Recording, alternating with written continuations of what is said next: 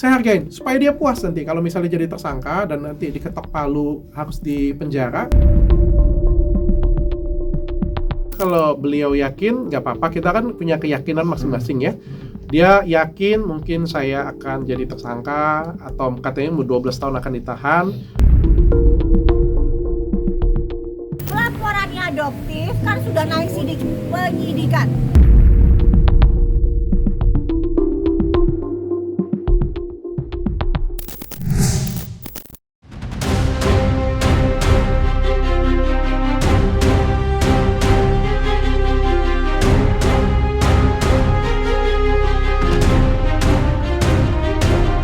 Perseteruan sengit antara Dr. Richard Lee dengan Dr. Samira alias Doktif mengenai produk skincare Overclaim kini memasuki babak baru usai Polda Metro Jaya gelar perkara secara terbuka belum lama ini. Gelar perkara itu dilakukan usai Doktif membuat aduan atas laporan yang dibuat Richard Lee di Polres Metro Jakarta Selatan. Doktif mencium adanya kejanggalan setelah laporan Richard Lee naik ke tahap penyidikan. Dari gelar perkara itu terungkap jika Richard Lee melaporkan Doktif lantaran video fitnah yang diunggahnya. Tidak itu saja, Richard Lee juga menyinggung hasil gelar perkara jauh berbeda dengan apa yang disampaikan Doktif yang terkesan menggiring opini belaka. Lantas seperti apa hasil gelar perkara yang sebenarnya? Benarkah Doktif makin tersudut? Kasusnya ini Aliasnya Richard, ternyata kamu nggak punya surat izin praktek ya? Ih, ketahuan. Ayo, punya izin praktek enggak di kliniknya? Punya enggak? Ngaku. Kalau misalnya dokter bilang Richard tidak punya surat izin praktek, berarti dokter pencemaran nama baik. Tutut dong, tutut. Berani enggak? tentang gelar perkara terbuka kemarin. Itu kan laporanku kepada Doktif ya sebenarnya di Polres Jaksel. Aku ngelaporin dia atas pencemaran nama baik. Dia melaporkan ke gelar perkara terbuka di Mabes dan kita sudah gelar di sana dan hasilnya sangat baik sekali. Aku pikir dia keluar menggiring opini seperti itu untuk apa ya? Nggak jelas ya. Kita lihat aja hasilnya. Sampai sekarang kan sudah disita handphonenya, sudah masuk proses sidik, sudah disita juga handphonenya. Nanti kita lihat perkembangannya. Tapi di dalam itu dibongkar semuanya oleh penyidik dan hasilnya sangat bagus sekali ya. Mungkin kalau di luar dengan kamera atau mungkin dengan masyarakat, beliau bisa menggiring opini. Tapi kan kalau di dalam situ kan penyidik-penyidiknya orang-orang pintar ya. Jadi harusnya nggak bisa diapa-apain. Dia sendiri yang bilang, tuntut dong, tuntut. Gue tuntut. Kemarin gitu di pemeriksaan gelar perkara terbuka. Kan aku bilang, kan Doktif sendiri yang bilang, Richard, kalau kamu nggak punya izin praktek ya, kalau salah, tuntut dong, tuntut. Ya saya tunjukin izin praktek saya, ini izin praktek saya yang ada di Palembang. Ini sejak tahun 2020. Nih, ya. Sejak tahun 2020. Tahan dong. Expirednya sampai Oktober 2025 untuk yang di Palembang ya. Kanan Ini dong. berlakunya dari 2020. Jadi wajar aja kalau saya tuntut. Ya karena saya punya izin praktek dan beliau dengan sangat. Ini izin praktek saya Jakarta. Kalau ini memang baru di Jakarta. Karena sebelumnya saya ada di Jakarta Utara, saya baru pindahkan ke Kemang dan satu lagi di PIK. Jadi saya punya 3 izin praktek. Tahan dong. Yang dipermasalahkan oleh dia kan adalah yang di Palembang. Saya bilang dengan penyidik kemarin, saya kan cuma mengabulkan keinginan dia saja Pak, minta dituntut, saya tuntut. Karena ada dugaan kejanggalan yang dilakukan oleh penyidik di Polres Jakarta Selatan gitu. Jadi sama, jadi kita tuh sebagai warga negara Indonesia guys, kalau mendapatkan ketidakadilan dari pihak penyidik itu kita bisa laporkan ke Dumas Perlindungan Masyarakat di Mabes gitu. Nah di situ Dokter melaporkan sama seperti kasus yang di Medan yang sampai saat ini kemana kasusnya, coba Dokter tanya.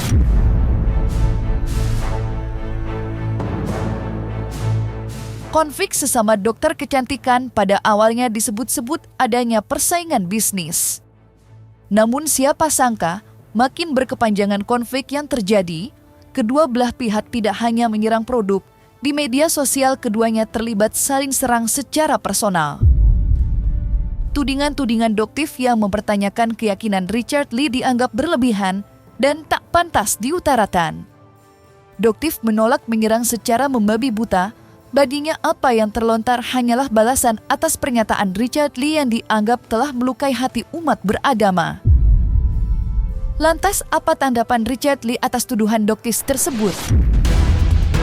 Mungkin itu aja sih yang perlu aku klarifikasi ya. Kalau yang lain sih aku nggak perlu tanggepin sih. Kalau dia mau nyerang personal, mau nyerang apa, bagi aku nggak jadi masalah. Tapi karena ini soal brand dan tentang klinik yang sudah aku bangun lama juga, aku wajib untuk meluruskan itu.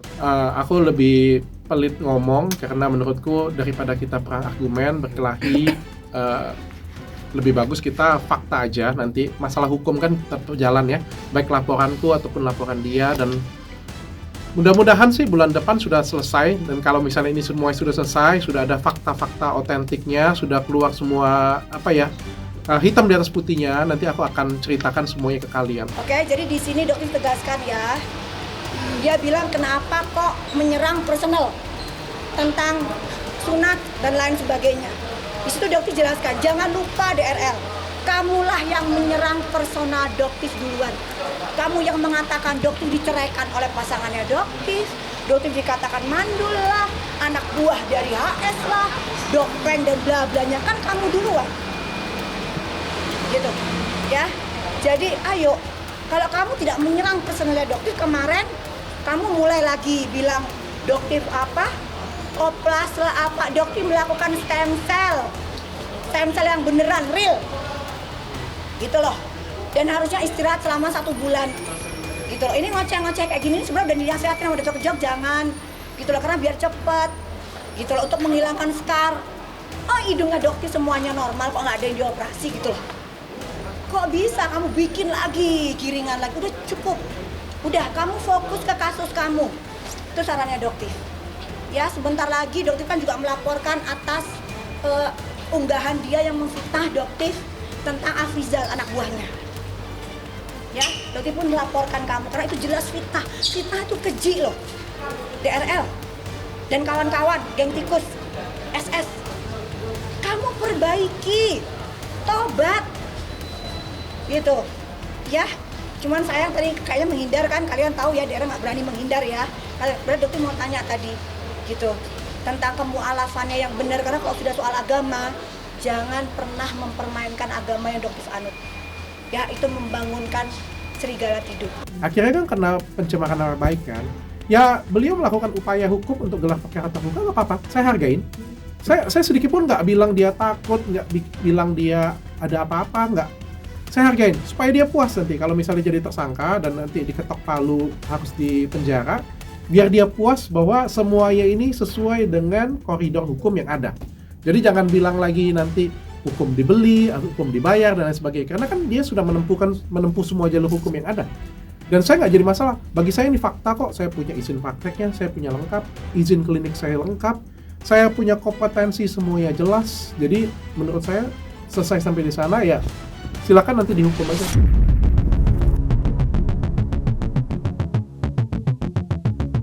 Aksi saling lapor pada akhirnya tidak terhindarkan. Perdamaian sepertinya menjadi kata basi yang tidak mungkin lagi dinarasikan. Baik Richard Lee maupun Doktif bersikeras melanjutkan perkara yang sudah dilaporkan. Seperti laporan yang dilayangkan Doktif di Polda Metro Jaya belum lama ini. Doktif yakin Richard Lee akan ditetapkan menjadi tersangka atas laporan yang dibuatnya. Itu disampaikan lantaran laporannya sudah naik ke tahap penyidikan. Menanggapi pernyataan Doktif yang menurutnya sesumbar, Richard Lee tak gentar. Dan seperti inilah tanggapan Richard atas laporan Doktif yang menurutnya mentah, dengan kata lain tak layak untuk naik ke tahap penyidikan. Kenapa saya pra-peradilan? Yep. Menurut kuasa hukum saya, kasus yang dilaporkan Doktif, jangankan untuk naik jadi tersangka, dilaporkan aja menurut dia tidak pantas. Karena beliau beli bukan pada platform resmi, beliau beli tidak di tempat yang resmi, beli produk yang dilampirkan juga bukan produk saya, produk yang dilampirkan juga sudah BPOM. Ya kita uji aja semuanya, karena menurut dari kuasa hukumku ya, jangankan untuk disidik ya, untuk berproses saja itu, untuk dilaporkan saja itu menurut dia tidak layak. Ya nggak apa-apa kalau beliau yakin, nggak apa-apa. Kita kan punya keyakinan masing-masing ya. Dia yakin mungkin saya akan jadi tersangka atau katanya 12 tahun akan ditahan.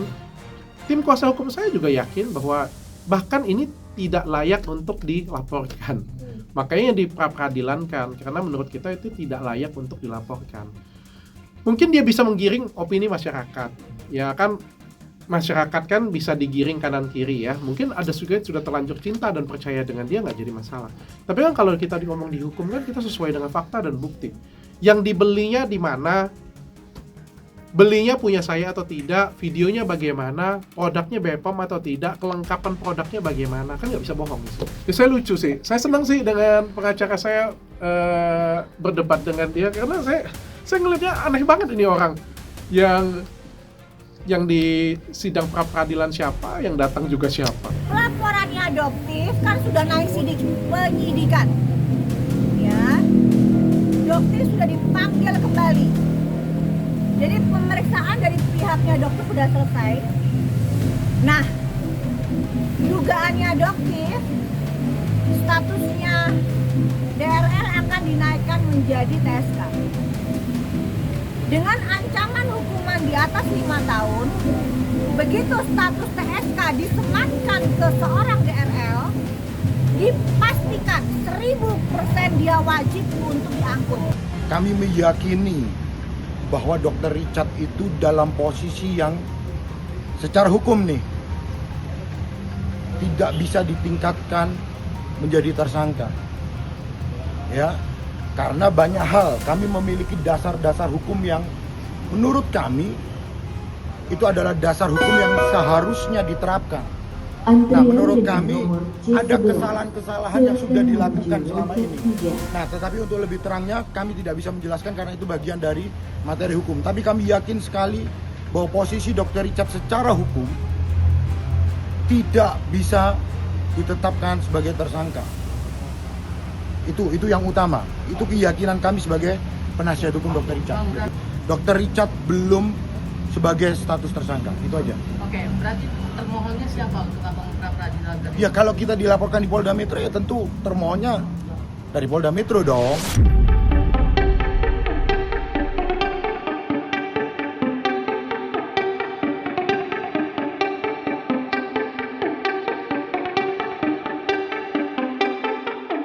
Nah, selesai sudah, Cumi Lovers.